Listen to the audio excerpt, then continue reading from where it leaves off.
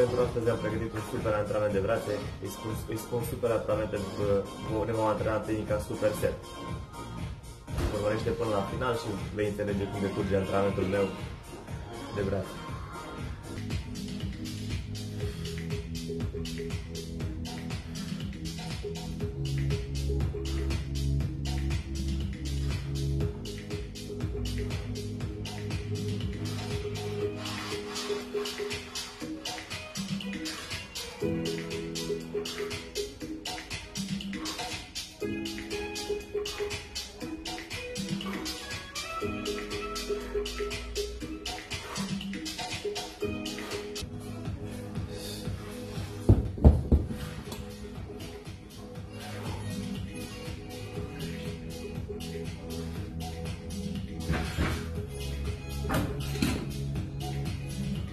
Pentru primele exerciții am ales extensii la scripete cu funia și flexii cu bara aproximativ dreaptă la scripete. Voi face 7 serii, din care primele 3 vor fi de încălzire. Am ales extensii cu funia pentru a nu pune foarte mare presiune pe articulații și flexii cu bara pentru a activa ambele capete ale bicepsului.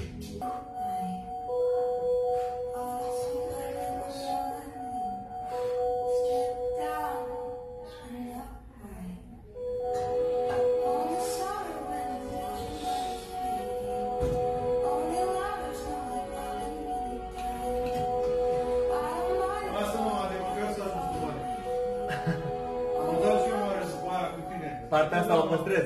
Partea asta o păstrez, că auzi. Așa, da.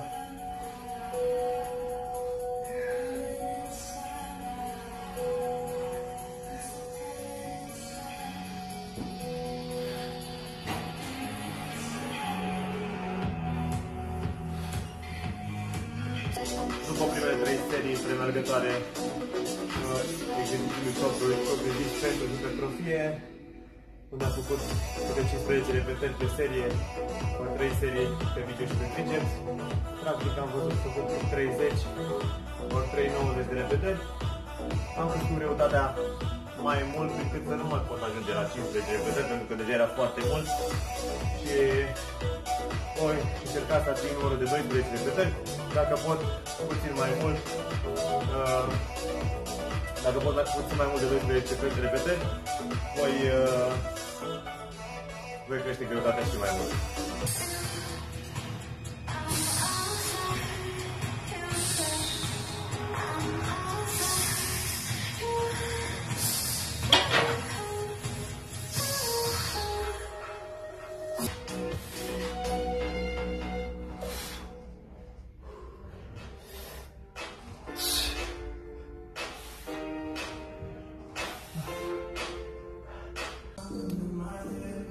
Tocmai am terminat exercițiile la scripete. Am reușit să îmi aproximez greutatea încât să fac la ultimele 2 serii undeva la 8-9 repetări. N-am putut duce mai mult decât atât. Acum mi-am ales flexii unilaterale cu gantera, alternativ cu o mică izometrie la final pe fiecare parte. Plus împins la piept pentru triceps cu fața apropiată de corp, la plan orizontal cu bara.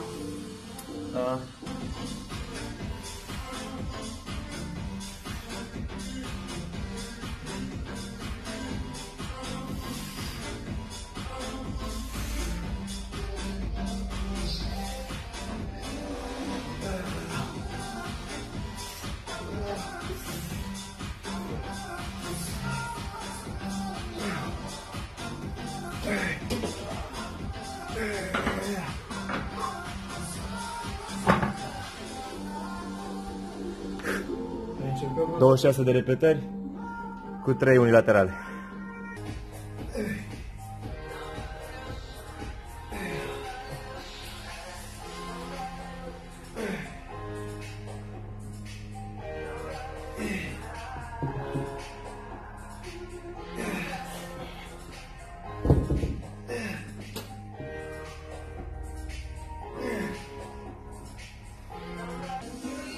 După flexiile unilaterale cu gantele și împins la piept cu bara pentru triceps, mi-am ales acest aparat pentru biceps, un foarte bun aparat pentru izolare. și o presă de triceps pe care urmează să o vedeți în cel ce urmează.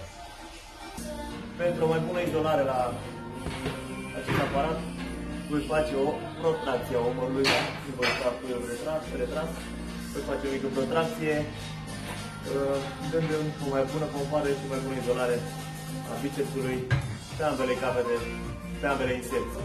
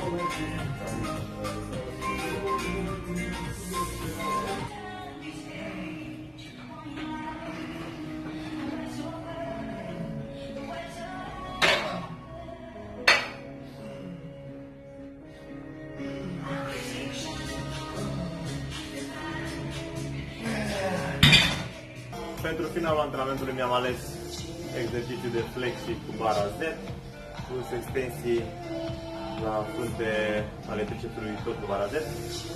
Voi începe cu greutăți mici, ca o vascularizare sau o pompare cât mai mare, vreau să duc cât mai mult sânge în zona bicepsului și a tricepsului și după care trecem la stretching și încheiem antrenamentul.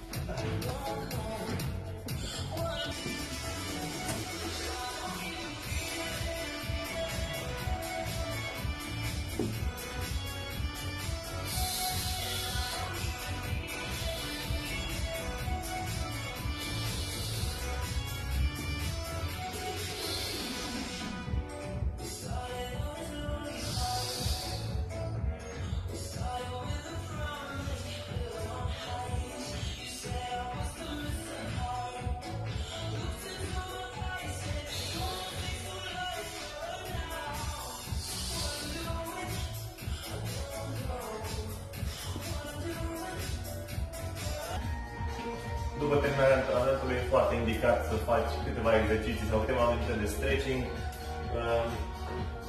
Se spune că dacă ai lucrat o oră pe anumite grupă, ar trebui să faci o oră de stretching, dar cred că e puțin exagerat această perioadă de timp antrenament stretching. Ar însemna să pierzi foarte mult timp și cu antrenamentul și cu stretching-ul.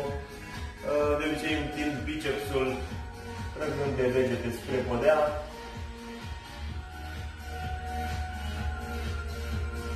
Pe 20 de secunde pe fiecare mișcare, trag degetele și spre tavan. După care voi pune mâna pe coloană la spate și voi trage de cot pentru a-mi întinde tricepsul. În tot acest timp ar trebui să vă concentrați pe inspirat și expirat pentru a vă relaxa, pentru a vă scădea pulsul după antrenament. Foarte important, în antrenamentul brațelor folosim foarte mult și articulația și musculatura umărului, așa că ar trebui să o întindem și pe acesta.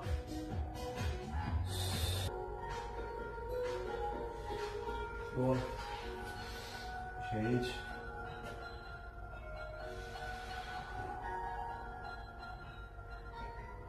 Vom repeta acele exerciții și pe partea opusă. Antrenamentul de stretching sau stretching-ul este puțin mai complex decât vă arăt eu aici. Poate voi face un vlog doar despre stretching. Cam asta a fost antrenamentul de azi. N-am reușit să calculez câte repetări sau ce greutate am ridicat. O voi face calcule după ce voi închide telefon. Am fost foarte odihnit, s-a văzut că era pe sâmbătă și n-am avut nicio activitate.